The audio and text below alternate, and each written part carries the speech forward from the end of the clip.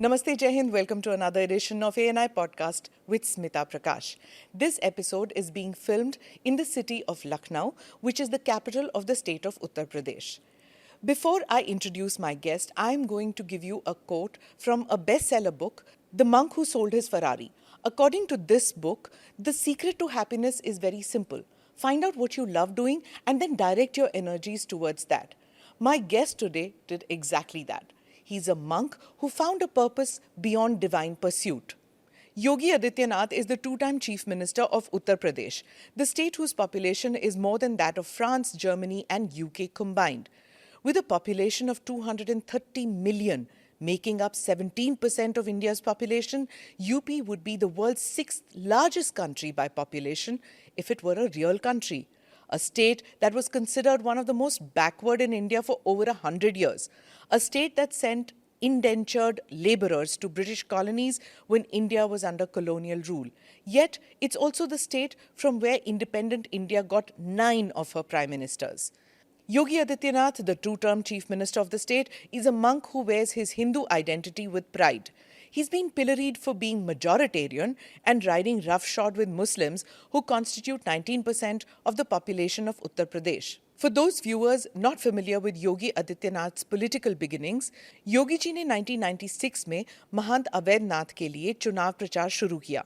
1998 में महंत अवैधनाथ ने सक्रिय राजनीति से संन्यास लिया और अगले लोकसभा चुनाव के लिए उन्होंने योगी आदित्यनाथ को अपना उत्तराधिकारी और उम्मीदवार घोषित किया और फिर 1998 में योगी आदित्यनाथ 26 वर्ष की आयु में गोरखपुर निर्वाचन क्षेत्र से सबसे कम उम्र वाले लोकसभा सदस्य बने। Today's conversation with Yogi Adityanath is going to be something which has never been seen before. That much I can promise you. प्रणाम योगी जी, ANI पॉडकास्ट में आने के लिए धन्यवाद। आपके राजनीतिक जीवन के बारे में मैं पॉडकास्ट के दूसरे हिस्से में बात करूंगी। पहले मैं जानना चाहूँगी कि आप धर्म योगी कब, कैसे, क्यों बने? क्योंकि इतनी छोटे से उम्र में आप में ये त्याग की भावना क्यों जागी? आप साइंस के स्टूडेंट थे, तो साइंस और धर्म ये कैसे मिलाप हुआ? देखिए, सबसे पहले हम लोगों को धर्म समझना पड़ेगा। भारत की परंपरा को अगर हम जानना चाहेंगे तो भारत ने केवल उपासना विधि को धर्म नहीं माना है, कर्तव्य और सदाचार को धर्म को का एक रूप माना है और धर्म को उससे जोड़ करके देखा है। धर्म एक व्यवस्था है, एक वे ऑफ लाइफ है, जिसको आप एक जीवन पद्धति कह सकते हैं। वो जीने की एक कला है। विज्ञान उसके उन्नयन का एक माध्यम है। अध्यात्म उसकी चरम स्थिति, यानी साइंस उसका एक बहुत छोटा सा पार्ट है। हम जब भौतिक दृष्टि से देखते हैं तो साइंस का एक अन्वेषण होता है, एक एक्सपेरिमेंट हो जाता है। लेकिन जब चेतना का विस्तार हम करेंगे तो चेतना का वह विस्तार अध्यात्म की एक नई ऊंचाइयों तक पहुंचाएगा, जहां पे व्यक्ति किसी कार्य का केवल सृष्टा ही नहीं बनेगा बल्कि उसका दृष्टा भी बन सकता है। और यही वैदिक ऋषियों ने किया था जी। इसलिए स्वाभाविक रूप से एक सीमित क्षेत्र और एक सीमित भूमिका के साथ आगे जाने के बजाय उसमें स्वयं प्रवेश करके देखो क्या है, तो बहुत कुछ देखने को मिल रहा है। तो उन चीज़ों को लेकर के इसलिए मैंने अध्यात्म का सहारा लिया और उससे आगे बढ़ करके फिर उस अन्वेषण की यात्रा हमारी लगी हुई। एक साइंस के स्टूडेंट के साथ साथ एक योगी के रूप में उस दिशा में आगे कार्य कर रहे हैं। नाथ समुदाय के बारे में कुछ बताइए हमें कि उसमें ऐसी क्या बातचीत थी कि जो आप इतनी कम आयु में आप जुड़ गए उस समुदाय से? देखिए, नाथ संप्रदाय भारत का प्राचीनतम संप्रदायों में से एक है। यह भारत की एक उस विशिष्ट साधना पद्धति का प्रतिनिधित्व करता है जो वास्तव में व्यवहारिकता को लिए हुए है और व्यवहारिक दृष्टि है। यद्यपि सभी संप्रदायों के अपने अपने दर्शन हैं, अपने अपने मंत्र हैं, अपनी अपनी पद्धतियाँ हैं, सब में श्रेष्ठता है और उसमें मुझे जो उचित लगा मैंने उस समय वो किया। और उस समय के जो सर्वश्रेष्ठ संतों की परंपरा थी, महंत अवेद्यनाथ जी महाराज को मैंने अपने पूज्य गुरुदेव के रूप में चयन करके मैंने उनसे दीक्षा ली। एक गुरु का मिलना, वो भी एक it's a matter of luck भी कहिए, फेट कहिए। तो जब आप मिले उनसे तो आपको उसी वक्त पता लग गया था कि ये मेरे गुरु बनेंगे? देखिए, पता किसी को नहीं लगता है और ये लक भी नहीं है, ये जन्म जन्मांतर का प्रारब्ध है और ये उसी के साथ जुड़ता है। देखिए, आप जिस घर में पैदा हुए हैं तो आप लिख के थोड़े गए थे, आपका प्रारब्ध था। आप यूएनआई के माध्यम से कार्य करेंगे, जन सेवा का कार्य करेंगे, यह भी एक प्रारब्ध है।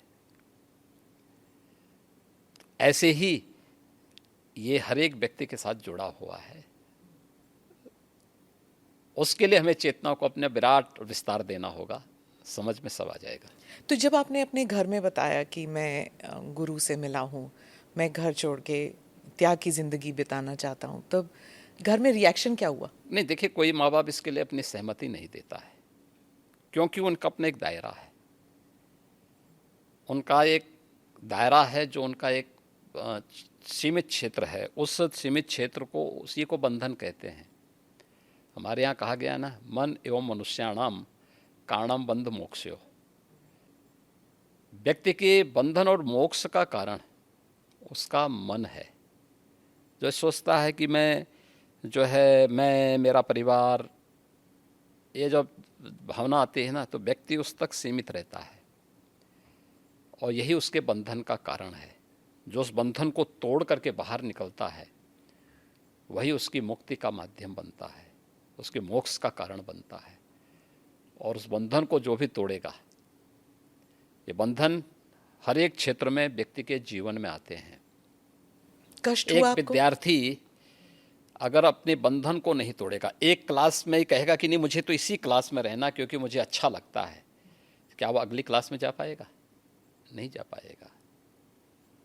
एक शिक्षक कहेगा कि नहीं मुझे तो जहाँ नियुक्ति मिली है मैं उसी रूप में, या कोई कार्मिक इसी रूप में कहेगा कि मुझे वहीं काम करना है, क्या वह आगे बढ़ पाएगा? नहीं बढ़ पाएगा। उसको एक बंधन तोड़ना होता है। एक क्लास में है, क्लास के बंधन को तोड़ करके अगली क्लास में जाता है, उसका प्रमोशन होता है। तो हर एक व्यक्ति के जीवन में इस प्रकार की स्थितियाँ आती हैं। एक धर्म योगी से आप फिर राजनीति में आए, उस सफ़र के बारे में बताइए। और एक और सवाल मेरे मन में उठ रहा था, जैसे आप बता रहे थे कि एक इंसान जो दुनियादारी और बंधनों से आप निकल चुके हैं, तो उस वैराग्य से आप अगर राजनीति में आते तो उसमें कॉन्फ्लिक्ट नहीं हुआ आप में? देखिए, यही अंतर है। धर्म योगी नहीं, योगी योगी होता है और मैं एक योगी हूँ। धर्म का मतलब केवल पूजा पद्धति नहीं है, कर्म भी। धर्म एक समग्र जीवन की पद्धति है। धर्म कर्तव्य के पथ की प्रेरणा देने वाला, उस पथ का की ओर अग्रसर करने वाला, आग्रही बनाने वाला एक मार्गदर्शक है। हम उसको केवल पूजा पद्धति तक सीमित नहीं कर सकते। एक योगी के रूप में एक परिवार के बंधन को तोड़ करके समाज के इस विराटता के साथ अपना जुड़ाव हुआ है। इसलिए उस विराट सत्ता के साथ जोड़ करके अपने आप को कार्य करना। दूसरा, एक योगी का मतलब ये नहीं कि वह केवल अपने स्वयं की मोक्ष प्राप्त करने के लिए या आध्यात्मिक लाभ के लिए वह अपने आप को सीमित कर ले। अगर समाज के सामने चैलेंज है, कोई चुनौती है, तो उस चुनौती से जूझने के लिए भी अपने आप को तैयार करें। याद रखना, साधना की जो सबसे पहली पद्धति आती है उसमें सेवा है। भक्ति के मार्ग का भी जो नवधा भक्ति की व्यवस्था की गई है भारत की संतों ऋषियों ने, उसमें पहला मार्ग सेवा है। कोई भी साधक सन्यासी या योगी बनता है तो उसके लिए सेवा के मार्ग का अनुसरण करके ही आगे की दीक्षा का मार्ग प्रशस्त हो पाता है। हम लोग भी जब एक योगी के रूप में सार्वजनिक जीवन में आए तो सार्वजनिक जीवन में किसी पद या प्रतिष्ठा के लिए नहीं, बल्कि इस कार्य के लिए आए कि नहीं, यह एक सेवा का माध्यम है और हम समाज के अंतिम पायदान पर बैठे हुए व्यक्ति की सेवा इस पद पर रह करके अंत्योदय कर सकते हैं, और उसी लक्ष्य को लेकर के व्यक्ति कार्य करता है। जी। मैं फिर से उसी बात पे आऊँगी, जब आप घर छोड़ के निकले थे। अभी हाल ही में हमने देखा, एक फ़ोटो आपने ट्वीट किया था और वो वायरल भी हो गया था, जब आप अपने माता से मिलने गए थे। तो उस वक्त आपको कैसा लगा जब आप गए थे? देखिए, मैं कई वर्षों के बाद गया था। जी। मेरे पिताजी का जो है देहांत 2020 में हो गया था। मैं उससे पहले उनसे या उस अपने परिवार के लोगों से कई वर्षों से नहीं मिल पाया था। संयोग से कोरोना कालखंड प्रारंभ हो चुका था, लॉकडाउन प्रारंभ हो चुका था, तो उनके अंतिम संस्कार कार्यक्रम में मैं भाग नहीं ले पाया था। आपके पिताजी के? हाँ। तो मुझे जब गत वर्ष अवसर मिला था तो मैं अपनी माँ से मिलने के लिए जरूर गया था। तो स्वाभाविक रूप से एक माँ और पुत्र के बीच में जो संवाद होने चाहिए वही संवाद वहाँ पे हुआ। आप उनके अंतिम संस्कार के लिए नहीं जा पाए, पर जब वो आपसे मिलने आते थे, आप उस वक्त चीफ मिनिस्टर थे, तो वो एक आम नागरिक की तरह आते थे, सीएम के पिता के रूप में नहीं आते थे? नहीं, यहाँ वो कभी नहीं आए। वो मुझसे मिलने के लिए, मेरी एक बार उनसे मुलाकात हुई थी नजीमाबाद में, और नजीमाबाद में मैं एक चीनी मिल के उद्घाटन में गया था। तो भाषण करते हुए मैंने देखा सामने जो है कोई बैठा है, तो मैं पहचान गया उनको। मैंने कहा ये तो मेरे पिताजी हैं लगता है। वो सभा के बीच में बैठे हुए थे। तो फिर मैंने सभा समाप्त होने के बाद अपने साथ के कुछ लोगों से कहा, मैंने कहा देखो यार, वो आए हैं तो उनको बुलाओ, थोड़ा मुलाकात करते हैं। तो तब मेरी मुलाकात हुई थी। जी। आपकी छोटी बहन जो है, उन्होंने एक इंटरव्यू में कहा था कि 30 साल उन्होंने आपको राखी नहीं बांधी। 2022 में एक इंटरव्यू में उन्होंने कहा कि कई वर्ष पहले जब उन्हें पता लगा कि आप घर छोड़ के आप योगी बनने के लिए निकले हैं, तो उन्होंने कहा कि वो भिक्षा मांगने वाले संतों में आपको ढूंढ रही थी और मिले नहीं आप उन्हें। बहुत मुश्किल हुआ होगा ना उन्हें? देखिए, इस सब के जीवन में आता है, लेकिन मुझे लगता है कि इन चीज़ों को हमें जो है केवल अपने स्वयं के स्मरण के लिए रखना चाहिए, और स्वाभाविक रूप से सबके जीवन में आता है। कई वर्षों के बाद जो है इस चीज़ें चलती रहती हैं। मुझे लगता है यही जीवन है। मैं एक इंटरव्यू का एक्सर्प्ट पढ़ना चाहती हूँ सर, क्योंकि ये हिंदी अखबार में छपा था और हमारे कई दर्शक हैं जो इंडिया से बाहर रहते हैं, वो शायद उन्होंने पढ़ा नहीं होगा। ये पढ़ के मुझे बहुत कठिन लगा जब मैंने पढ़ा, तो कि कैसे महसूस कर रही होंगी वो। मैं पढ़ के सुनाती हूँ। उन्होंने कहा, योगी के मुख्यमंत्री बनने के बाद कई लोग कहते थे कि आपको शर्म नहीं आती, आप मुख्यमंत्री की बहन हैं और बहन होकर आप चाय की दुकान चलाती हैं, इन हालतों में रहती हैं। मैं उनको एक ही बात कहूँगी, मैं गरीब हूँ, ये मेरा नसीब है। शर्म तब आनी चाहिए जब आप कोई गंदा काम कर रहे हों, किसी के हक का छीन कर खा रहे हों। मैं तो मेहनत करके अपनी गुजर बसर करती हूँ। हाँ, ठीक बात है। मैं इसलिए पूछ रही हूँ सर, क्योंकि आमतौर पर लोग समझते हैं ना कि चीफ मिनिस्टर हो या फिर सांसद हो, विधायक हो, इनके इर्द गिर्द लोग जो हैं इतने धनी हो जाते हैं और फिर सार्वजनिक जीवन में इसलिए आते हैं कि जो धन कमा चुके हैं उसे प्रोटेक्शन के लिए। और एक ये इंटरव्यू है आपकी बहन का। देखिए, व्यक्ति को कभी भी धन और वैभव संतुष्टि नहीं दे सकती है, और मुझे लगता है कि सबसे बड़ा योगी वह है जो स्वयं की मेहनत से संतुष्ट है, स्वयं के परिश्रम से संतुष्ट है। दूसरों की मेहनत से कुछ प्राप्त करना और फिर उसको छीन लेना, ये तो डकैती है। उसके अलग अलग रूप देख सकते हैं आप समाज में, और मुझे लगता है सबसे निंदनीय कर्म यही है। और यही अंतर है एक योगी और एक सांसारिक मनुष्य में। एक सांसारिक मनुष्य के बारे में शास्त्रों में कुछ बातें कही गई हैं कि वह त्रुटियां अवश्य करेगा, हमेशा भ्रमित होगा। तीसरा, वह हमेशा उसके मन में दूसरों को धोखा देने की प्रवृत्ति होगी। और चौथी बात उनके लिए जो कही गई है, वह कही गई है कि वह अपनी सीमित दृष्टि से भविष्य का अनुमान नहीं लगा पाएगा। इसलिए जो है सारा द्वंद्व तो इसी सब का है। पर आपकी तो जैसे आपकी तो ट्रेनिंग हुई होगी ना, गुरुजी ने आपको तो सिखाया होगा। मैं क्या कह रहा हूँ ना, लेकिन हम लोग उनका तो कुछ नहीं ना आपके परिवार का। इसीलिए मैं क्या क्या कह रहा हूँ ना, हर व्यक्ति अपने आप में एक योगी बन सकता है, एक योगी बनने की सामर्थ्य ले सकता है।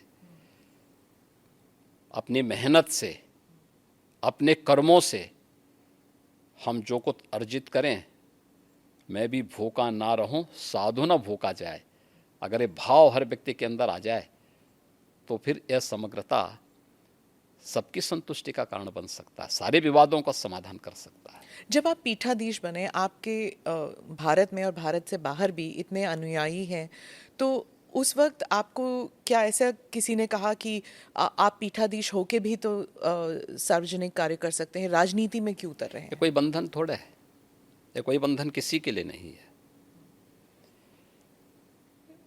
हम मनुष्य पहले हैं, उसके बाद योगी हैं या सन्यासी है। और मैंने आपको बताया ना कि एक योगी के रूप में समाज के प्रति जो मेरे कर्तव्य हैं, उन कर्तव्यों का निर्वहन करूं मैं।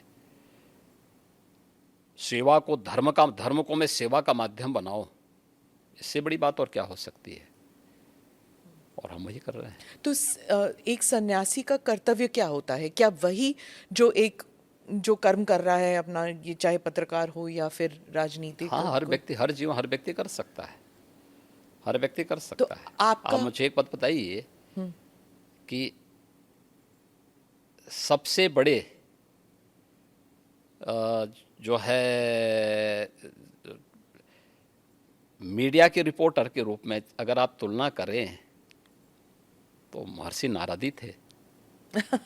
अब मुझे थे कि नहीं थे? नारद जी रिपोर्टर, चलिए। सबसे बड़े रिपोर्टर तो ये थे कि वो हर लोक की सूचना इस लोक की सूचना दूसरे लोगों तक पहुंचा देते थे। वो क्या थे? वो एक सन्यासी तो थे। और मैं एक बात बताऊं कि सन्यासी ने किस कालखंड में अलग अलग क्षेत्रों में प्रवेश करके कार्य नहीं किया हो। मैंने तो पत्रकारिता का उदाहरण आपके सामने दे दिया है, और भी उदाहरण हैं, बहुत सारे ऐसे उदाहरण हैं। तो अब इसको आप कैसे कह सकते हैं, कैसे कह सकते हैं कि नहीं हुए? धर्म के बारे में आप कह रहे थे कि it's a way of life, सिर्फ पूजा पाठ के साथ ना जोड़ा जाए, उसे अलग भी देखना चाहिए। एक बार आपने कहा था, लेकिन आपके साथ जैसे आपकी जो वेशभूषा है, इसलिए क्या लोगों ने आपको ये नहीं कहा कि अब आप सन्यासी की वेशभूषा जो है वो अलग कर दीजिए, अब आप राजनीति में जा रहे हैं, संसद में जा रहे हैं? हमारे यहाँ कोई ड्रेस कोड पॉलिटिक्स में नहीं है। ड्रेस कोड इसमें नहीं होता था ना, सफेद पोशाक पहने हुए तो, तो गांधी टोपी पहन लिया और तो ठीक है, पहने, उसके अनुरूप आचरण भी करे ना। देखिए, यह वेशभूषा हमारी इसलिए है लोगों की दृष्टि में हमेशा बने रहें और लोग हमारे विचलन पे उंगली भी उठा सकें और विपरीत परिस्थितियों में साथ में खड़े भी हो सकें। और इसीलिए इस प्रकार की वेशभूषा को एक चैलेंज के रूप में स्वीकार किया जाता है हमेशा। कैसे? ये एक दृष्टि भी देती है और साथ साथ व्यक्ति को पतन के गर्त से बचाने के लिए भी उसे हमेशा सचेत भी करती है। और इस दृष्टि से हम लोग हमेशा उसके प्रति कैसे? मैं चैलेंज समझी नहीं कि कैसे चैलेंज इसलिए है क्योंकि जो व्यक्ति इससे पहले जो आपने नेता की परिभाषा की है उस वेशभूषा में रहते थे, उनके कर्मों को भी दुनिया जानती है। दुनिया ने उस सब कुछ देखा है, अपनी आंखों से देखा है। और हमारे सामने भी चैलेंज है कि हमें अपने आप को परफॉर्म करके साबित करना है, जिससे हमारी पार्टी को, हमारे नेतृत्व को और हमारे इस बाना को भी कटघरे में न खड़ा होना पड़े। पर जब आप भगवा वस्त्र धारण करके आप संसद में जाते हैं और उसके बाद आप चीफ मिनिस्टर बनते हैं, तो एक ग्रुप है जो समझता है कि ये बहुत ही राइट विंग है, ये बहुत ही हिंदुत्ववादी हैं और हर चीज़ को भगवा कर दिया, तो फिर मतलब it's only for Hindus, he is a chief minister only for Hindus. ये इंटरनेशनली भी लिखा जाता है, अखबारों में ऑपेड एडिट्स आते हैं कि ये बहुत ही एक्सट्रीम राइट विंग है, एक्सट्रीम हिंदुत्ववादी हैं। उनके कपड़ों से ही पता लग रहा है कि हर चीज़ भगवा है। देखिए, मैं पिछले 6.25 वर्ष से अधिक समय से उत्तर प्रदेश का मुख्यमंत्री हूँ जी। हमारी पार्टी और हमारे नेतृत्व ने मुझे 2017 में, मार्च 2017 में दायित्व दिया था और 2017 से उत्तर प्रदेश में कोई दंगा तो नहीं हुआ। मुझे एक बात बताइए, दंगा होता था तो केवल हिंदू मरता था क्या? केवल हिंदू की संपत्ति चलती थी? अगर दंगा होता था, अगर हिंदू मरता था तो मुस्लिम भी मरते थे। हिंदू व्यापारी की संपत्ति जलती थी तो उसके सटे हुए मुस्लिम व्यापारी की संपत्ति भी जलती थी। अगर गुंडे किसी हिंदू बेटी के लिए खतरा थे तो मुस्लिम बेटी के लिए भी उतना ही खतरा थे। कर्फ्यू लगता था और व्यापार प्रभावित होता था तो व्यापार तो पूरे बाजार का और पूरे मार्केट प्रभावित होती थी ना, एक व्यक्ति नहीं प्रभावित होता था। परसेप्शन खराब हुआ था तो यूपी का खराब हुआ था ना। पहचान का संकट यूपी के हर नागरिक के सामने आया था ना, केवल हिंदुओं के सामने नहीं आया था। इसलिए यह एक वह स्थिति है। 6 वर्ष में दंगा नहीं हुआ। आज आप देख रहे हैं यूपी में ना, 6 वर्ष में कोई दंगा नहीं हुआ, 6 वर्ष में कोई कर्फ्यू नहीं लगा, 6 वर्ष में सारे पर्व और त्यौहार शांतिपूर्ण तरीके से संपन्न हुए। ये बड़ी बड़ी बातें करने वाले लोग देखें तो कैसे चुनाव होने, नगर निकाय का चुनाव, पंचायत चुनाव यूपी का, विधानसभा का चुनाव यूपी का, और वेस्ट बंगाल में भी पंचायत के चुनाव हुए थे, क्या हाल हुए थे। वे लोग वेस्ट बंगाल बनाना चाहते हैं देश को, जिस प्रकार से वेस्ट बंगाल में भी टीएमसी की गवर्नमेंट ने किया था। दोनों में अंतर है। हमने ढोंग नहीं किया, कोई पाखंड नहीं किया। हर एक को चुनाव लड़ने का अधिकार है, उसका अधिकार है भाई, उसको मिलना चाहिए। वो चुनाव लड़े, जीतने की सामर्थ्य होगी जीतेगा। हमें सामर्थ्य होगी हम जीतेंगे, हमें सामर्थ्य नहीं है तो नहीं जीतेंगे, और नहीं जीतना चाहिए हमें अगर हमें सामर्थ्य नहीं है तो। लेकिन अगर कोई व्यक्ति विरोधी ही क्यों ना हो, अगर उसमें सामर्थ्य है, योग्यता है, उसको जीतना चाहिए। उसका लोकतांत्रिक अधिकार है। कैसे हम उससे उसे वंचित कर सकते हैं? लेकिन कुछ लोग सत्ता में आकर के जबरन पूरी व्यवस्था को कैद कर देना चाहते हैं, और जो वेस्ट बंगाल में हमको देखने को मिला सबको, कैसे वहां विरोधी कार्यकर्ता दलों के कार्यकर्ताओं को मारा गया। ये चीजें आंखों को खोलने वाली हैं। इस पे तो कोई बोलता नहीं, इस पे कोई टिप्पणी नहीं करता है, सब मौन है। 1990 में कश्मीर में जो कुछ हुआ उस सब पे सब लोग मौन थे। आखिर ये दोहरा दृष्टिकोण क्यों? और इसीलिए पब्लिक विश्वास नहीं करते इन लोगों में। योगी जी के डर से नहीं, यहाँ मेरा पर कौन डर है? नहीं, आपने एक बार कहा था ना कि एक हाथ में माला है, एक हाथ में भाला है। बुरा क्या तो है? तो बुरा क्या एक आपका एक जो आक्रामक तरीका है टू डील विद माफिया, क्या इसकी वजह से यहाँ पर है? नहीं नहीं, देखिए हम लोग तो सज्जनों के लिए जितने संवेदनशील हैं, दुर्जनों के लिए उतने ही कठोर भी हैं, और इस शासन की रणनीति है शस्त्रेण रक्षते राष्ट्रे शास्त्र चिंता प्रवर्तते, यानी व्यवस्था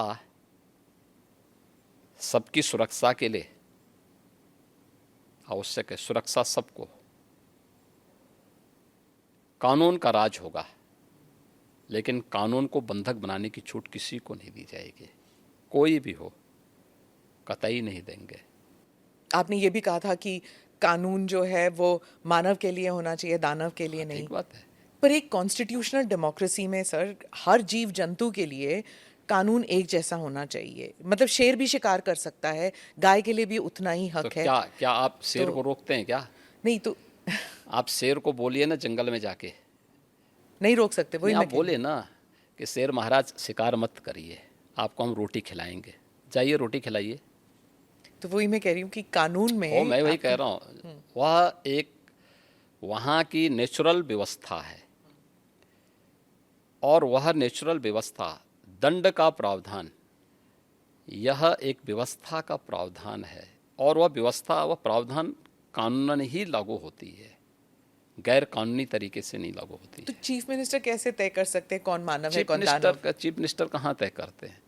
चीफ मिनिस्टर तो एक बात बोलते हैं कि भाई देखो शांति बनी रहनी चाहिए, हम तो हमेशा शांति का उपदेश देते हैं। कुछ लोग तो नहीं मानते कि आप शांति, सिर्फ शांति, मतलब आप बुलडोजर बाबा, ये सब आपके साथ, आपके नाम के साथ जुड़ा हुआ है, और आपका जो एक सिस्टम बना है, बाकी चीफ मिनिस्टर्स भी उसको कॉपी करने लग गए हैं। मुझे एक बात एक जगह बताइए, आप बुलडोजर बाबा है तो वहाँ बुलडोजर मामा भी आ गए हैं अब। मुझे एक बात बताइए, जी। इतने बड़े प्रदेश में इंफ्रास्ट्रक्चर का डेवलपमेंट होना चाहिए कि नहीं होना चाहिए? जी। और क्या इंफ्रास्ट्रक्चर के लिए क्या आज भी हम कुदाल और फावड़ा लेकर के जाएंगे, कि हमें उसके लिए बुलडोजर और आधुनिक मशीनें चाहिए? बुलडोजर बाबा उसके लिए नहीं कहा जाता आपको सर, आप भी ओह, जानते हैं। अब इंफ्रास्ट्रक्चर के मार्ग में कोई बाधक होगा? यहाँ पहले होता क्या था, कोई कार्य स्वीकृत होता था, अभी पैसा अलॉट हुआ नहीं कि माफिया जाके जबरदस्ती हड़प करके सामान गिरा देते थे। अब लैंड का अलॉटमेंट हो रखा है कि यह हाईवे यहाँ से अयोध्या के लिए बनना है, ये बाराबंकी होते हुए बनना है, तो सत्ता प्रायोजित माफिया क्या करते, कहते हैं नहीं नहीं अब ये यहाँ से नहीं बनेगा, हमारी सुविधा इधर से है, हम इसको यहाँ से बना करके वो अपना वहाँ पे मिट्टी और गिट्टी सब गिराना प्रारंभ करते थे, आधा दोरा काम छोड़ के पैसा निकाल लेते थे। ये सत्ता में बैठे हुए लोगों की हिम्मत नहीं थी कि उन माफियाज को रोक सके। आप मुझे बताइए, इस माफिया के लिए बुलडोजर चला करके उसको ध्वस्त करके जो अलॉटमेंट सरकार ने तय कर रखा है इस पे ही हाईवे बनेगा और उसी पे नियम के अनुसार कार्य होगा, ये तय करना इस सरकार का काम है या नहीं है? यही सरकार का कार्य है और सरकार यही कर रही है। पर जैसे आपके प्रदेश में 19% मुसलमान पॉपुलेशन है, और कई लोग कहते हैं, उस समुदाय के लोग कहते हैं कि आप वो बुलडोज़र को उनके घरों को तोड़ने में इस्तेमाल करते हैं। कोई निर्दोष मुस्लिम आके बता दे कि मैं निर्दोष था, मेरे साथ अन्याय हुआ है, कोई बता दे, कोई नहीं बोल सकता। और फिर न्यायपालिका तो सबके लिए खुली है ना। पर जैसे अगर किसी ने कानून तोड़ा है, जैसे ये माफिया के लोग हैं, पर उनका घर तोड़ना क्यों जरूरी पड़ गया? नहीं, अगर किसी ने सरकारी संपत्ति पे कब्जा किया है तो उसके लिए क्या करूं? आरती लेके जाऊं, थाली सजाऊं उनकी, जो अब तक होता था? उत्तर प्रदेश की जनता क्या चाहती है? उत्तर प्रदेश की जनता यही चाहती थी कि उनको सुरक्षा मिले और इन गुंडा तत्वों पर, इन माफियाज पर सख्ती हो। बीजेपी को प्राप्त जनादेश इस शक्ति की ओर लगातार इशारा करती है, आम पब्लिक के सेंटिमेंट को इसके साथ जोड़ती है।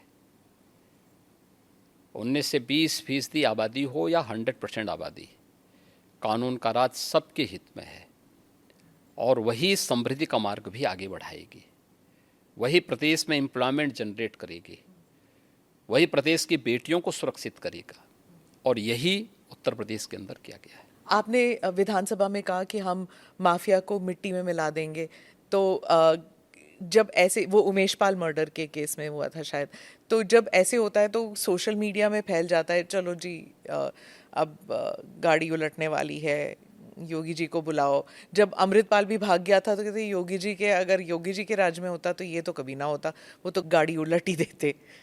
देखिए, कानून का राज हर हाल में होना चाहिए और सुरक्षा की गारंटी हर व्यक्ति को मिलनी चाहिए।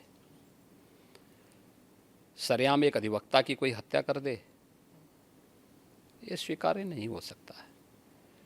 और जो लोग इन माफियाज को संरक्षण करते थे तो उनको विधानसभा में ही संदेश दिया गया था कि माफिया को बहुत संरक्षण दे हो, ये माफिया मिट्टी में मिल जाएंगे, चिंता मत करो।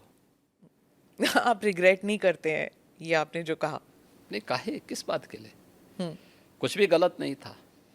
यही तो आपका जो ये आक्रामक एक स्टाइल है, उस स्टाइल को बहुत से लोग कॉपी करने लग गए हैं, या उस स्टाइल को लेकर एक योगी स्टाइल बन गया है कि देखिए, हाँ, कोई स्टाइल नहीं है। देखिए हम लोग, आप मना करें, हम लोग तो एक सामान्य उसके तहत काम करते हैं। देखिए, जो समाज के अनुकूल है, एक सामान्य नागरिक के अनुकूल है, प्रदेश के अनुकूल है,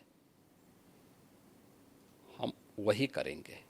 विधानसभा में आपके और अखिलेश जी के बीच में जैसे जब स्पीचेस चलती हैं, आप कुछ कह देते हैं, फिर वो वापस कुछ कहते हैं, फिर आक्रमण, आप जैसे कोई इंडिया पाकिस्तान मैच चल रहा हो वैसे चलता है आपका। देखिए, कोई इंडिया पाकिस्तान नहीं है, हिंदुस्तान है ये। पाकिस्तान तो दलिद्रता की नई पराकाष्ठा को प्राप्त कर रहा है और उत्तर प्रदेश देश का सबसे समृद्ध राज्य है। उत्तर प्रदेश प्रकृति और परमात्मा का प्रदेश है। इतनी फर्टाइल लैंड हमारे पास है, किसान यहाँ पर समृद्ध है, समृद्धि की ओर अग्रसर हो रहा है।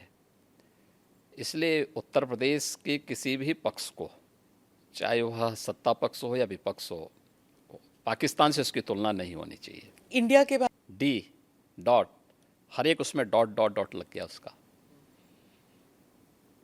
तो चोला बदलने से पिछले कर्मों से मुक्ति नहीं मिल जाएगी। जनता तो पुराने करामातों को देख रही है। वह करामात यूपीए का हो, कांग्रेस का हो, सपा का हो, या फिर जो और लोग हैं, आम आदमी पार्टी का है, क्या गदर मचा रखी है इन लोगों ने, टीएमसी का हो, या जो भी, सबकी एक जैसी स्थिति है। तो इसलिए ये लोग चोला बदल करके देश को भ्रमित करना चाहते हैं। देश की जनता लोकतांत्रिक दृष्टि से बहुत परिपक्व है। आपको नहीं लगता कि जैसे विपक्ष कह रही कि बीजेपी डर गई जब ये आईएनडीआई का गठन हुआ, तो वो डर के मारे एनडीए को फिर से उजागर करने की कोशिश कर रहे हैं? कैप्टन कौन है? हमारे कैप्टन तो मोदी जी हैं। Team BJP, team NDA, team India के कैप्टन के रूप में देश को नेतृत्व दे रहे हैं। सभी बीजेपी से जुड़े हुए सभी दल, जितने भी हमारे एलाइज हैं, वे सब एक नेता के रूप में। एनडीए ने जो अपना मैनिफेस्टो तैयार किया है, कॉमन मिनिमम प्रोग्राम अपना जो तय किया है, पिछले 9 वर्षों के अंदर वह प्रभावी ढंग से लागू हुआ है। सामाजिक न्याय बोलने से और भाषण करने से सामाजिक न्याय आ जाएगा? सामाजिक न्याय, परिवारवाद, जातिवाद, यही सामाजिक न्याय है। उस गरीब के घर में शौचालय बने, उस गरीब को मकान मिले, उस गरीब को राशन मिले, उस गरीब को स्वास्थ्य की सुविधा मिले, उस युवा को रोजगार की व्यवस्था हो,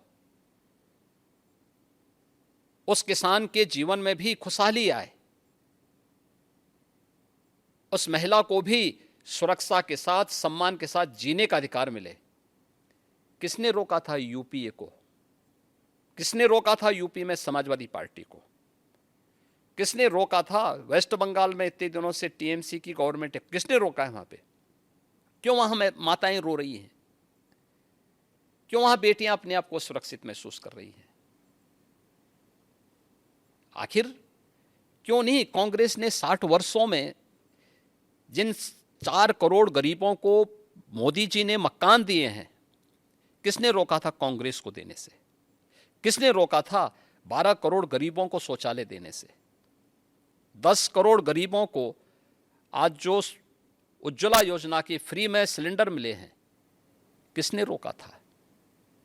ये हाथ में स्मार्टफोन और टैबलेट पकड़े हुए आज का हमारा स्मार्ट युवा, स्मार्ट बनाने से इसको रोका किसने आज़ादी के बाद 60 वर्षों तक? ये कांग्रेस। यही तो कर रहे थे लोग। देश को लोकतंत्र के नाम पे जड़ता पैदा की थी इन लोगों ने, जातिवाद को बढ़ावा दिया था, परिवारवाद को आगे बढ़ाया था। आज मोदी जी के नेतृत्व में पिछले 9 वर्ष में देश में क्रांतिकारी परिवर्तन हुआ है, ऐतिहासिक परिवर्तन हुआ है। दुनिया आज भारत की तरफ देख रही है, भारत के प्रति दुनिया के नजरिए बदले हैं।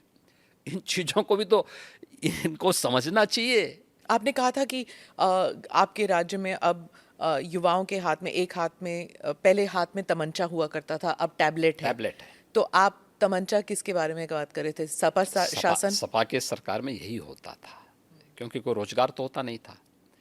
नौकरियां निकली तो सत्ता से जुड़े हुए दलाल बैग लेकर के प्रदेश में घूमने निकल जाते थे वसूली में। सबकी पर्चियां जाती थीं, फिर उसी के हिसाब से नियुक्तियां होती थी, फिर न्यायालय उसमें रोक लगाती थी। उत्तर प्रदेश में जब 2017 में भारतीय जनता पार्टी की सरकार बनी थी, उत्तर प्रदेश का पुलिस बल देश का सबसे बड़ा पुलिस बल है, और इस पुलिस बल में 1.5 लाख पुलिस कार्मिकों की जगह खाली थी। अनुमान करिए कैसे चलता रहा होगा ये प्रदेश। मैंने मार्च 17 में पूछा, मैंने कहा भी ये जो है इतने पद खाली पड़े हुए हैं तो भर्ती के लिए क्या हुआ? कहा साहब कोर्ट की रोक है। कोर्ट की रोक क्यों है? फिर न्यायालय ने कोई कारण से रोका होगा ना। तो फिर बताया गया कि साहब जो है प्रक्रिया गलत थी। मैंने कहा गलत क्या थी बताओ मुझे। जब भर्ती बोर्ड को मैंने बुलाया, उन्होंने कहा साहब इसमें लीकेजेज की संभावनाएं थी। तो मैंने कहा न्यायालय ने ठीक तो किया था। हमने यूपी पुलिस में पिछले 5 वर्ष में 1,65,000 पुलिस की भर्ती की प्रक्रिया को बिना किसी रुकावट के पूरी की है। वे सभी नौजवान, जिसमें 20% महिला पुलिस कार्मिक भी हैं। ये केवल उसी में नहीं, शिक्षकों की भर्ती में भी। आप सोचिए, बेसिक शिक्षा में 1.5 लाख पद खाली थे। हमने उस प्रक्रिया को 1,64,000 से अधिक भर्ती शिक्षकों की भी पूरी की है। बेसिक और सेकेंडरी एजुकेशन की बात कर रहा हूँ मैं। हायर एजुकेशन और टेक्निकल एजुकेशन की या मेडिकल एजुकेशन की भी मैंने चर्चा नहीं की। ये भर्ती अलग है। और ये सभी प्रक्रियाएं पूरी पारदर्शी तरीके के साथ, पूरी शुचिता के पूर्ण तरीके से संपन्न हुई हैं। तो महिला सुरक्षा की बात आप कर रहे थे, तो ऐसे भी होता था उत्तर प्रदेश में, मैंने खुद कवर किया है कि अगर कोई पीड़िता दलित थी तो वो पुलिस स्टेशन में जाके अपना एफआईआर नहीं दर्ज कर सकती थी क्योंकि वहाँ पर कोई यादव एसएचओ था। ये सब उत्तर प्रदेश में बहुत मान्यता रखती, क्योंकि गांव-गांव में ये जातिवाद जो है वो इतना हावी था। आज ऐसा नहीं है। आज देखिए, हमने यूपी में मिशन शक्ति का एक अभियान चलाया है। आप आश्चर्य करेंगे कि हमारे पास जब 17 में हम आए थे तो मात्र 10,000 महिला पुलिस अधिकारी और कर्मचारी थे। कुल कार्मिकों की संख्या हमारे पास 10,000 थी। आज हमारे पास यह संख्या 40,000 है। और हमने एक मानसिकता भी थी कि उन महिला कार्मिकों को फिर ड्यूटी नहीं दी जाती थी, क्योंकि यूपी के अंदर ऐसा माहौल था, लोग इतने भयभीत थे, कहते थे कि आप महिला पुलिसकर्मी, महिला पुलिस अधिकारी फील्ड में जाकर के क्या अपराधियों को फेस कर पाएंगे? उन्हीं की सुरक्षा मैं वही कह रहा हूँ, ये भी भाव था। तो मुझे जब इस प्रतिवेदन मिले कि हम भी फील्ड में, महिला कार्मिकों ने मुझे इस बात को कहा कि हम भी फील्ड में ड्यूटी करना चाहते हैं, मैंने कहा एकदम इनको ड्यूटी मिलनी चाहिए। तो फिर ये हुआ कि कैसे इसको किया जा सकता। हमने एक मिशन शक्ति का एक अभियान प्रारंभ किया। ये अभियान चल रहा है और इसमें सफलतापूर्वक चल रहा है, जिसमें मैंने हर महिला कांस्टेबल को महिला बीट अधिकारी के रूप में नामित किया है। और उनकी जिम्मेदारी है 57,000 से अधिक ग्राम पंचायतें यूपी में इस समय, लगभग 58,000 हैं, कुछ नगर निकाय में आए हैं, 57,700 के ऊपर अभी भी हमारे पास ग्राम पंचायतें हैं। वे सप्ताह में एक दिन ग्राम पंचायत में जाकर के गांव की सभी महिलाओं के साथ महिला सुरक्षा पे चर्चा करेंगे। आंतरिक या बाह्य कहीं सुरक्षा में कोई सेंध लगाने वाला है तो महिला कांस्टेबल को बताएंगे। और उन सबको पिंक स्कूटर हमने उपलब्ध करवाए हैं, महिला कार्मिक, जो कुछ को करा दिया गया, कुछ को कराया जा रहा है। ऐसे शहरी क्षेत्र में भी, और ये हर सप्ताह उनकी जिम्मेदारी है जाकर के देखना। आज आप देख रहे होंगे महिला यहाँ की बेटियां आज पढ़ने के लिए बाहर हॉस्टल में नहीं रहती, आज यूपी में ही अपने कॉलेज में एडमिशन कराती हैं, घर से जाती हैं, अपने माँ बाप के साए में रह करके पढ़ाई कर रही हैं। आज उनके सामने कोई भय नहीं। और अगर किसी ने महिला सुरक्षा में सेंध लगाने का प्रयास किया तो कठोरतापूर्वक वे बेटियां स्वयं निपट लेती हैं फिर उनसे। ये माहौल हमें पैदा करना पड़ेगा। भाई, ये जो INDI ग्रुपिंग बनी है, ये महिला सुरक्षा 2024 तक महिला सुरक्षा को एक बहुत बड़ा इशू बनाएगी, क्योंकि मणिपुर में जो गैंग रेप जो मसला हुआ था उसको लेकर कहेगी कि मोदी सरकार बेटी बचाओ बेटी पढ़ाओ ज़रूर कहती है, लेकिन महिला सुरक्षित नहीं है, और मणिपुर का किस्सा उठाएगी। तो तब आप बैकफुट पे तो चले गए ना, क्योंकि कैसे एक्सप्लेन कर सकेंगे? देखिए, एक बात हम सबको समझनी होगी। भारत की लोकतांत्रिक व्यवस्था में हर संवैधानिक संस्था की अपनी लक्ष्मण रेखा है, और जब भी उसका अतिक्रमण होगा तो दुर्भाग्य से इस प्रकार की स्थितियां बनती हैं। मणिपुर के लिए आप केंद्र और राज्य सरकार को दोषी तो ठहरा रहे हैं। मणिपुर में शांति होनी चाहिए, हर व्यक्ति की कामना है, क्योंकि पिछले 9 वर्ष के अंदर जो ऐतिहासिक कार्य पूर्वोत्तर के राज्यों में हुए हैं, और प्रधानमंत्री मोदी जी के नेतृत्व में पिछले 9 वर्ष के दौरान मणिपुर हो या जम्मू कश्मीर हो, जिस प्रकार से शांति बहाली वहाँ हुई और राष्ट्र की मुख्य धारा से क्षेत्र जुड़े हैं, ऐतिहासिक है। आज़ादी के बाद पहली बार अरुणाचल, नागालैंड, मिजोरम, मेघालय, मणिपुर, त्रिपुरा, असम, ये सभी मुख्य धारा के साथ जुड़कर के विकास की प्रक्रिया के साथ तेजी के साथ आगे बढ़े थे। दुर्भाग्य से पड़ोसी मुल्कों के द्वारा जिस प्रकार की साजिशें कभी कभी रची जाती हैं, और लगातार नॉर्थ ईस्ट के मामले में तो इसके साक्ष्य हैं, कहीं ना कहीं जब किसी स्तर पर अनावश्यक लक्ष्मण रेखा का अतिक्रमण करके कार्यपालिका के कार्य में जब कोई संवैधानिक मशीनरी अनावश्यक रूप से हस्तक्षेप करेगी, जो काम संसद का है, जो काम कार्यपालिका का है, उसमें हस्तक्षेप होगा, तो इस प्रकार की दुर्भाग्यपूर्ण स्थिति बनती है। आप विश्वास करिए, मणिपुर में फिर से शांति बहाली होगी, और वहाँ पर बीजेपी की गवर्नमेंट जिस विकास की प्रक्रिया को आगे बढ़ा रही थी, प्रक्रिया आगे बढ़ेगी, तेजी के साथ आगे बढ़ेगी। पूर्व सेना अध्यक्ष, कांग्रेस हो या यूपीए हो या INDIA जो ग्रुप है, ये जो ... ग्रुप है, यह ग्रुप अपने यहाँ देखे ना, बेटी मणिपुर की हो या राजस्थान की, यूपी हो या बिहार या वेस्ट बंगाल, हर बेटी को सुरक्षा मिलनी चाहिए, हर नागरिक को सुरक्षा मिलनी चाहिए, और ये किसी भी सरकार की सर्वोच्च प्राथमिकता होनी चाहिए।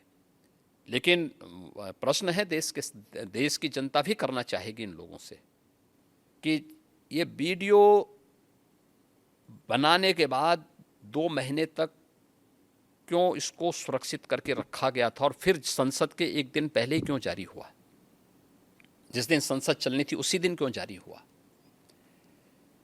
इसके पीछे क्या साजिश नहीं दिखती है? अस्थिरता पैदा करना इसका उद्देश्य नहीं है। इसके नाम पे भारत को बदनाम करना और भारत की लोकतांत्रिक व्यवस्था को बदनाम करने की इसकी साजिश नहीं है।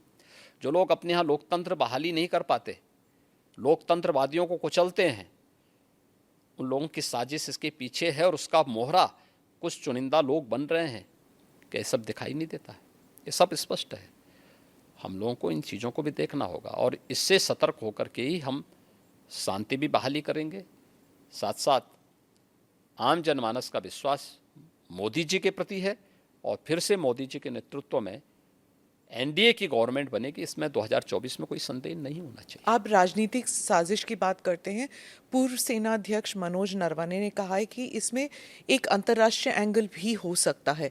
उन्होंने कहा कि जो भारत के जो एनिमीज हैं, चाहे चाइना हो या फिर पाकिस्तान हो, वो हमारे बीच जो लोग हैं और जो फिशर्स हमारे बीच हैं, जो दरारें हैं हम लोगों के बीच, उन दरारों को और डीप और गहरा करना चाहती है। तो इस मणिपुर के किस्से को ही लेकर उन्होंने कहा कि हो सकता है कि उनका भी कोई हाथ हो इसमें। नहीं, मैंने कहा ना कि जो लोग लोकतंत्रवादियों को अपने देश में कुचलते हैं, उनको मणिपुर और भारत का लोकतंत्र कैसे अच्छा लग सकता है?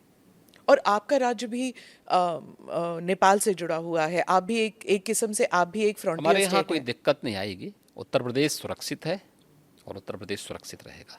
INDIA को लेकर बात चल रही थी, तो अगर अखिलेश और राहुल गांधी फिर से वापस आते हैं जैसे 2017 के चुनाव में आए थे, तो क्या फिर से बीजेपी के लिए? उत्तर प्रदेश में सभी जोड़ियां आ चुकी हैं। 2014 में ये सब मिलकर के लड़ चुके हैं। 2017 में, 2019 में, 2022 में चारों चुनाव मोदी जी के नेतृत्व में भारतीय जनता पार्टी और एनडीए ने विराट बहुमत के साथ में सफलता प्राप्त की है। और 2024 में उत्तर प्रदेश भी और देश भी इंतज़ार कर रहा है। देश को धोखा देने वाले, देश की जनता को जाति, मत और मजहब के आधार पर बांटने वाले, सामाजिक न्याय के नाम पर परिवारवाद और जातिवाद को प्रश्रय देने वाले, अपने राजनीतिक स्वार्थों के लिए देश को आतंकवाद, नक्सलवाद और अलगाववाद की भट्टी में झोंकने वाले तत्वों को ये देश कभी स्वीकार नहीं करेगा, कभी नहीं स्वीकार करेगा। उनकी पार्टियां सब कहती हैं कि आपकी पार्टी है जो एक सिस्टम लाना चाहती है और उस सिस्टम के अंतर्गत आप जुडिशरी को, इलेक्शन कमीशन को, मीडिया को, सबको दबा के रखते हैं। और यूसीसी भी उसी में कह रहे हैं कि यूनिवर्सल सिविल कोड भी उसी रास्ते में एक है। देखिए, यूसीसी के बारे में दुष्प्रचार ज़्यादा है। मुझे एक बात बताइए कि हम न्याय की बात करते हैं, हम सामाजिक न्याय की बात करते हैं और परिवार में न्याय नहीं कर पा रहे हैं। ये शुरुआत परिवार से तो करो। शादी ब्याह का हो या संपत्ति और विरासत का मामला, ये सब पे एक समान रूप से लागू होना चाहिए। वन नेशन वन लॉ की थ्योरी लागू तो होनी ही चाहिए अगर एक देश के नागरिक हैं। और दुर्भाग्य है कि दुनिया के अंदर अल्पसंख्यक समुदाय अपने लिए विशेष अधिकार की मांग नहीं करता, वो बहुसंख्यक समाज के साथ जुड़ने की बात करता है। और भारत के अंदर ये लोग अल्पसंख्यक के नाम पर अपने लिए विशेष अधिकार की मांग करते हैं। भारत के कानून को हर एक को स्वीकार करना चाहिए और उसी में सबकी सुरक्षा और सबकी समृद्धि निहित है। जी, मैं वापस उत्तर प्रदेश पे आती हूँ। राम मंदिर, लोग कहते हैं कि आपके भाग्य में ही शायद लिखा था कि मंदिर आपके कार्यकाल में होगा। गोरखनाथ पीठ और अयोध्या मंदिर, इसका संबंध अगर आप हमारे दर्शकों को बताएं। देखिए, प्रधानमंत्री मोदी जी ने आज़ादी के अमृत महोत्सव को जिस भव्यता और दिव्यता के साथ आयोजित किया है, देखिए, जब ये देश 1947 में आज़ाद हुआ था, दुर्भाग्य से उसके एक दिन पहले देश का दुर्भाग्यपूर्ण विभाजन भी हुआ। बहुत सारे लोग देश की आज़ादी के जश्न में उस समय शामिल नहीं हो पाए होंगे, या उस समय के कोई चश्मदीद आज के दिन पे बताने की स्थिति में नहीं रहता है। बहुत कम लोग होंगे जिनको उस समय की घटनाओं के बारे में इस प्रकार की स्थिति हो जानकारी होगी। लेकिन हम सब कह सकते हैं, आज की हर पीढ़ी का हर नागरिक कह सकता है कि जब ये देश अपनी आज़ादी के 75 वर्ष पूरा किया था, तब हमने देश के जश्न के साथ सहभागिता की थी, हर घर पे तिरंगा पहना करके। हर ग्राम पंचायत और हर नगर निकाय कह सकता है कि साहब हम भी भागीदार बने थे, क्योंकि हमारे घर में अमृत महोत्सव हमारे गांव में बना हुआ है, हमारे नगर में बना हुआ है। यह कार्यक्रम सफलतापूर्वक संपन्न हुआ और आज़ादी के अमृत महोत्सव के मुख्य संबोधन में प्रधानमंत्री मोदी जी ने देशवासियों को कुछ बात कही थी, कुछ संकल्प दिलाए थे कि 2047 में अगर भारत को दुनिया की एक महाशक्ति के रूप में स्थापित करना, एक विकसित भारत की परिकल्पना को अगर साकार करना है, तो उन्होंने कुछ संकल्प दिलाए थे जो पंच प्रण के रूप में जाने जाते हैं। इस पंच प्रण में विरासत का सम्मान भी है, गुलामी के इंसों को सर्वथा समाप्त करना भी है और नागरिक कर्तव्य भी है। अयोध्या में श्री राम जन्मभूमि का मंदिर निर्माण का कार्य है, ये उसी विरासत का सम्मान है जो कार्य आज़ाद भारत में 1947 में होना चाहिए था। लेकिन दूरदर्शिता का अभाव, भारत की परंपरा और भारत की संस्कृति के प्रति दुराव स्पष्ट दिखाई देता है। अन्यथा यह विवाद 1947 में सुलझ सकता था, 1949 में सुलझ सकता था, इसके बाद भी सुलझ सकता था, कभी सुलझने नहीं दिया गया। आखिर यह आज कैसे सुलझ गया? कोई विवाद तो नहीं हुआ, बड़ी बड़ी दावे लोग करते थे, कुछ भी तो नहीं हुआ, शांति बनी हुई है उत्तर प्रदेश में तो। और ये मेरा सौभाग्य है कि जब एक और प्रधानमंत्री मोदी जी के नेतृत्व में, उनके मार्गदर्शन में अयोध्या में भगवान राम का भव्य मंदिर का निर्माण कार्य श्री राम जन्मभूमि तीर्थ क्षेत्र ट्रस्ट के द्वारा संपन्न किया जा रहा है, बनाया जा रहा है और देश भर से सहयोग मिल रहा है, तो स्वाभाविक रूप से एक मुख्यमंत्री के साथ साथ एक भगवान राम के एक भक्त के रूप में भी 3 पीढ़ियों का प्रतिनिधित्व करने का मुझे अवसर मिल रहा है। 3 पीढ़ी कैसे? मेरे पूज्य दादा गुरु जो थे महंत दिग्विजय नाथ जी, 1949 में उस अभियान के हिस्से थे जब रामलला का प्रकटीकरण हुआ था और उस समय की कांग्रेस की सरकार जबरदस्ती रामलला को राम जन्मभूमि से हटाना चाहती थी। और फिर उसके बाद के आंदोलन का पूरा जो भी उस समय सपोर्ट था वह गोरक्षपीठ से उपलब्ध कराया गया था। उस समय जो केस दायर हुए थे उन सभी चीज़ों की उपलब्धता वहाँ से हुई थी। 1983-84 में जब श्री राम जन्मभूमि मुक्तयज्ञ समिति बनी थी, राम जन्मभूमि मुक्ति के लिए, तो उसका नेतृत्व मेरे पूज्य गुरुदेव महंत वैद्यनाथ जी महाराज ने किया। उस पूरे आंदोलन का नेतृत्व राष्ट्रीय स्वयंसेवक संघ और विश्व हिंदू परिषद के नेतृत्व में, मार्गदर्शन में, पूज्य संतों के मार्गदर्शन में उसका नेतृत्व उन्होंने किया। और जब राम जन्मभूमि में भव्य मंदिर निर्माण की आधारशिला प्रधानमंत्री मोदी जी के कर कमलों से रखी गई, तब प्रदेश का मुख्यमंत्री मैं स्वयं था, तो मेरे लिए तो ये बहुत ही गौरवपूर्ण क्षण था और स्वाभाविक रूप से एक आत्मिक संतुष्टि का भी माध्यम बना कि एक तरफ करोड़ों लोगों के जीवन में परिवर्तन लाने के लिए शासन की योजनाओं को उन तक पहुंचाने का आनंद भी मिलता है और दूसरी तरफ विरासत का सम्मान भी हम इस रूप में कर पा रहे हैं। ज्ञानवापी काशी विश्वनाथ मंदिर, आप पहले चीफ मिनिस्टर हैं जब जो अपने कार्यकाल में 100 बार आपने दर्शन किए हैं काशी विश्वनाथ मंदिर। क्या ज्ञानवापी मस्जिद को लेकर, मैं इसलिए पूछ रही हूँ जैसे क्योंकि आप गोरखनाथ पीठ के पीठाधीश के नाते भी पूछ रही हूँ, क्या इस प्रॉब्लम का कोई सोल्यूशन है? देखिए, अगर हम उसको मस्जिद कहेंगे तो फिर विवाद होगा, हमें ज्ञानवापी बोल देना चाहिए। वो ज्ञानवापी है और माननीय न्यायालय में गया है, माननीय न्यायालय स्वयं देख लें अगर वहाँ साक्ष्य हैं, भौतिक साक्ष्य हैं, शास्त्रीय प्रमाण होंगे, अन्य पुरातात्विक प्रमाण भी होंगे, तो स्वाभाविक रूप से इस पे निर्णय होना चाहिए। और मैं अपील करूंगा मुस्लिम समाज से भी, देखिए हमें आज विकास के बारे में चर्चा करनी चाहिए। पाकिस्तान की दुर्गति और उसकी दलिद्रता और की छीना झपटी आप देख रहे होंगे, क्या दुर्गति प्राप्त कर रहे हैं। दूसरों को कांटा बोलने वाला व्यक्ति कभी उसके ऊपर पुष्प की वर्षा नहीं होती है, उन कांटों से ही उसको उसके शरीर भी छलनी छलनी होते हैं। आज जो पाकिस्तान में हो रहा है उसके कर्मों का फल है ये। आज जो भूखमरी का शिकार पाकिस्तान बना हुआ है, यह अपने कर्मों का फल भोग रहा है। इसलिए पुरानी गलतियों की पुनरावृत्ति न होने दें, बहुत शांतिपूर्ण तरीके से उपलब्ध साक्ष्य जो इस बात को प्रमाणित करते हैं। मुझे लगता है कि भगवान ने जिसको दृष्टि दी है वो देखे ना, त्रिशूल मस्जिद के अंदर क्या कर रहा है। हमने तो नहीं रखे ना, वहाँ तो सुरक्षा है, सेंट्रल फोर्सेज है, उनके मुतवल्ली हैं, ताला चाबी उनके पास रहती है, त्रिशूल कैसे वहाँ बने हुए हैं।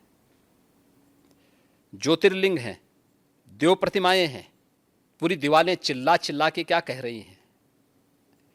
और उसके बाद भी हम जानबूझ करके, देखिए एक होता है कि जन्म से दिखाई नहीं देता है, हम मान सकते हैं कि दिव्यांग है, जन्मांध है, दृष्टिबाधित है, एक जानबूझ करके ढोंग करे।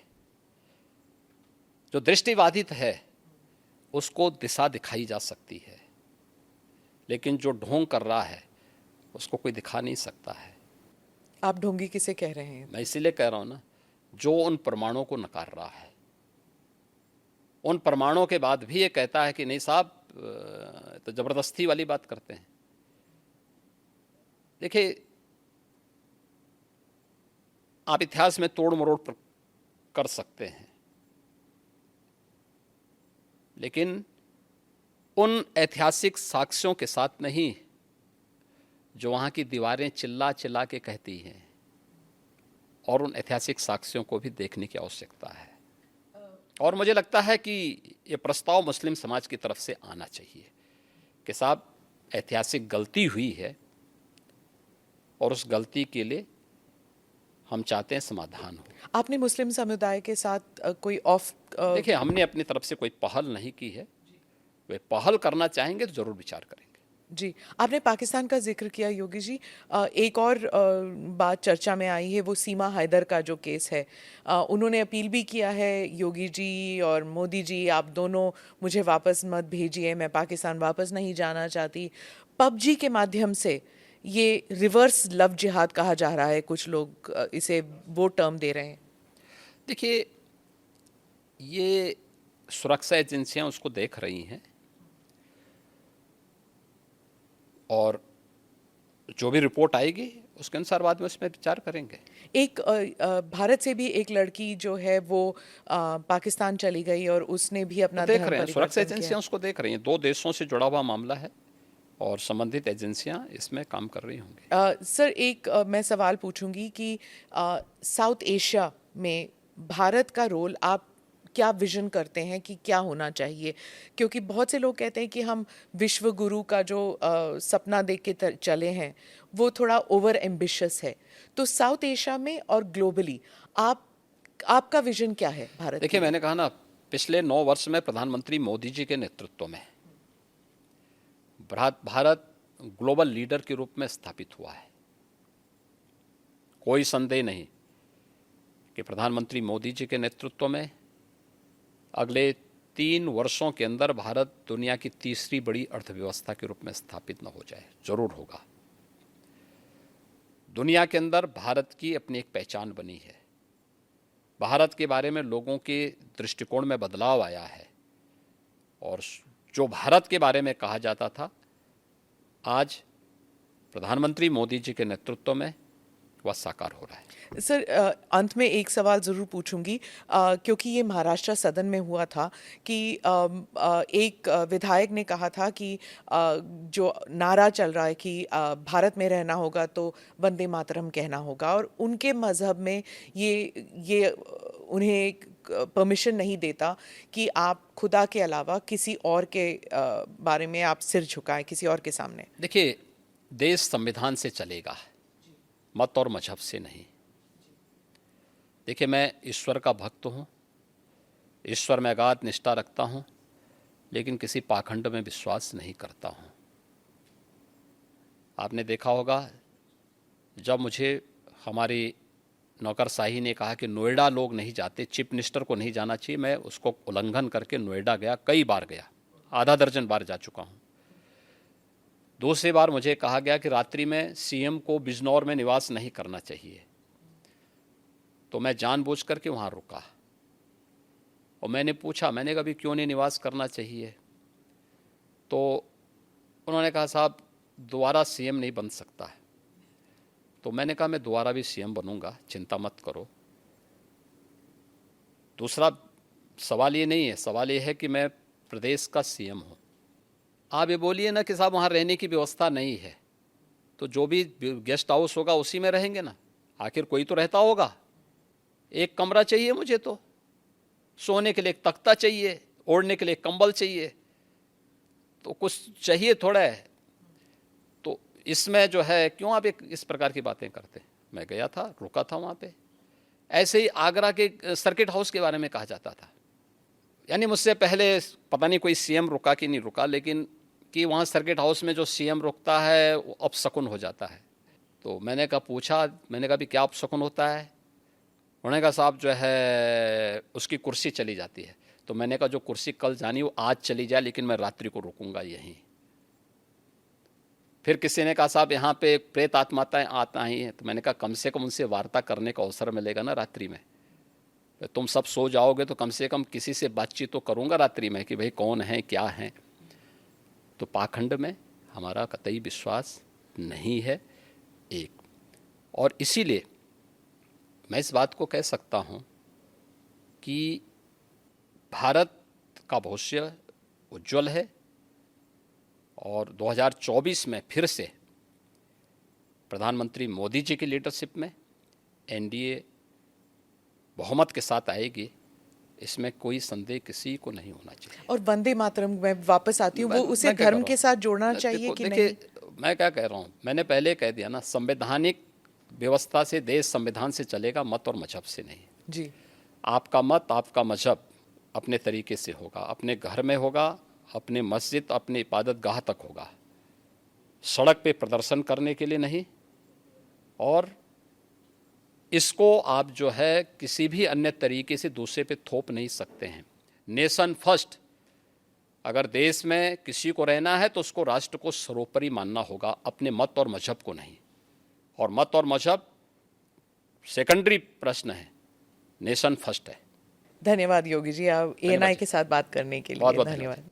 Thank you for watching or listening to this episode of ANI Podcast with Smita Prakash. Hope you liked it as much as I enjoyed speaking with the Chief Minister of Uttar Pradesh. Do like or subscribe on whichever channel you have seen this or heard this. Namaste. Jai Hind.